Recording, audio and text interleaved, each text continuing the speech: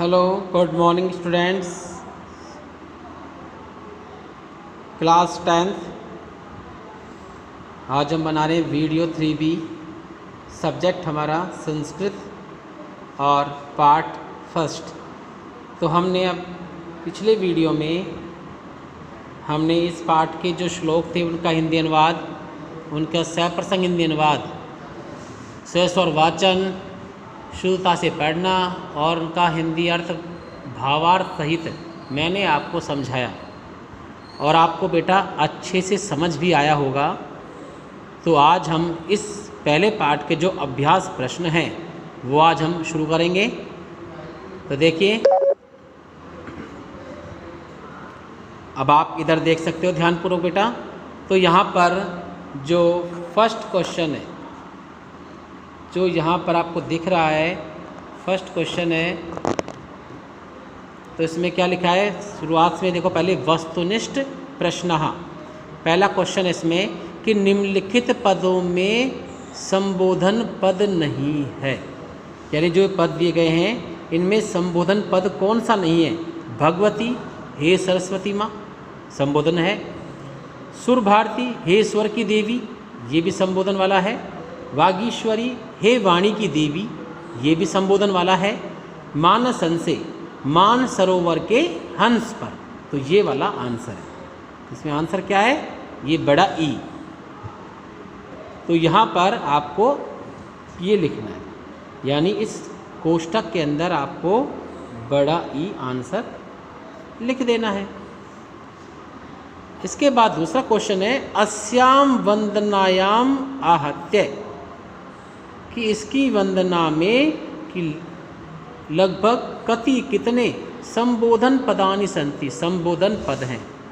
इसकी वंदना में कितने संबोधन पद हैं, 7 हैं या 8 हैं या 10 है या 3 हैं। तो देखो बेटा, जो हमने पढ़े हैं उसके हिसाब से हम बता सकते हैं कि इसके अंदर जो संबोधन पद हैं वो 10 आए हैं। तो यहाँ पर आपको ई को टिक करना है और यहाँ पर आपको छोटी ई नोट करना है।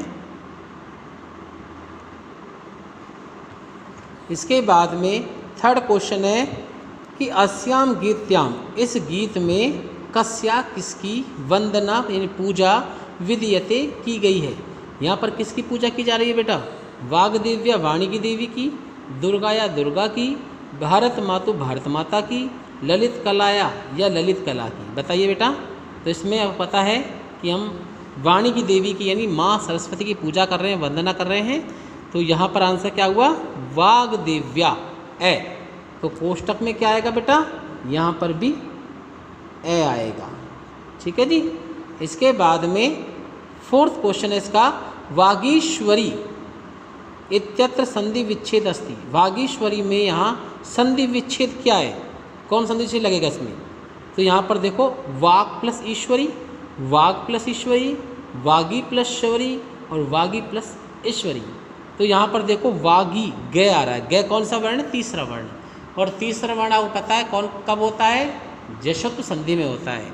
तो इसमें इस वर्ग का पहला वर्ण क्या है, क। तो क ख ग, तो यहाँ वाक बनेगा। तो वाक प्लस ईश्वरी जश्व संधि का उदाहरण है। तो यहाँ पर ए आंसर है और यहाँ कोष्टक में ए आएगा। ठीक है बेटा, ये फर्स्ट क्वेश्चन कंप्लीट हो गया। ये आपको करना है आपकी CW की कॉपी में। समझ आ गया बेटा। फर्स्ट कंप्लीट वस्तुनिष्ठ वाला क्वेश्चन आपको CW कॉपी में करना है। इसके बाद में लघुत्रात्मक जो प्रश्न है इन पे ध्यान दीजिए। इसमें पहला है कि जय जय हे भगवती सुर भारती इत्यस्या गीते रचयिता को अस्ति। जय जय हे भगवती सुर भारती, इस गीत के रचनाकार कौन है, यानी ये गीत किसने लिखा है। तो मैंने ये पाठ पढ़ाया, वो बताया था कि डॉक्टर हरि राम आचार्य ये इसके रचयिता हैं। ठीक है, आपको यही लिखना है। दूसरा क्वेश्चन है कति काव्य रसा संति, कितने काव्य रस हैं, यानी काव्य रस संख्या कितनी है। मैंने बताया था उसमें आपको 9 रस। और ये कह रहा है केशांचन त्रयाणाम, किन्हीं 3 रसानाम, रसों के नामानी नाम लिखन तो लिखो, किन्हीं 3 रसों के नाम लिखो। तो देखो नवरसा भवंती, आंसर ये 9 रस होते हैं, सही है। इनमें से कोई भी 3 लिखने हैं, तो श्रृंगार, करुण और रौद्र।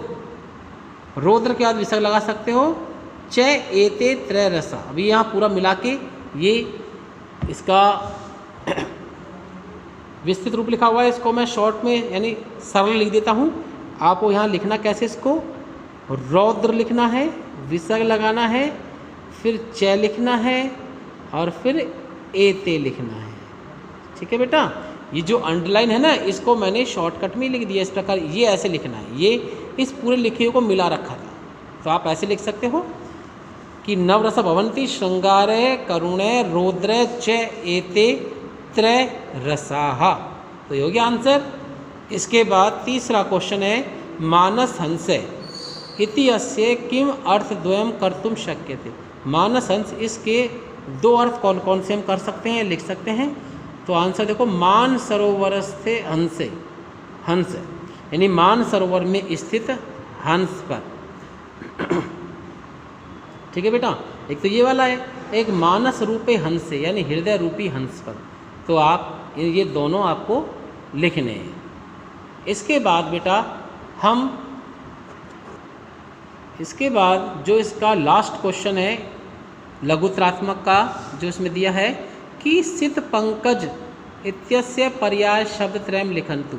सित पंकज यानी श्वेत कमल, इसके 3 पर्यायवाची शब्द लिखो। तो श्वेत कमलम हो गया, पुंडरीकम और सित पंकजम। तो ये आपको इस चौथे क्वेश्चन के 3 आंसर हैं, ये तीनों आपको पर्यायवाची लिखने हैं। तो आपको ये मैंने बताया था पहले भी कि जो वस्तुनिष्ठ CW में लिखना है, और ये जो लघुत्रात्मक प्रश्न है ये आपको HW की कॉपी में लिखना है। तो 2 ही क्वेश्चन है इस पहले पार्ट के अंदर। पहला क्वेश्चन आपको CW में करना है जो कि वस्तुनिष्ठ है, और दूसरा क्वेश्चन लघुत्रात्मक वाला है जो आपको HW कॉपी में करना है। और लिखने के बाद आपको इनको याद भी करना है। इस प्रकार बेटा ये हमारा जो पहला चैप्टर है, पहला जो पार्ट है, ये हमारा समाप्त होता है। तो आज के वीडियो में बस इतना ही। तो घर पर रहकर आप ध्यानपूर्वक अपनी पढ़ाई जारी रखें और निरंतर अध्ययन करते रहें। Okay students.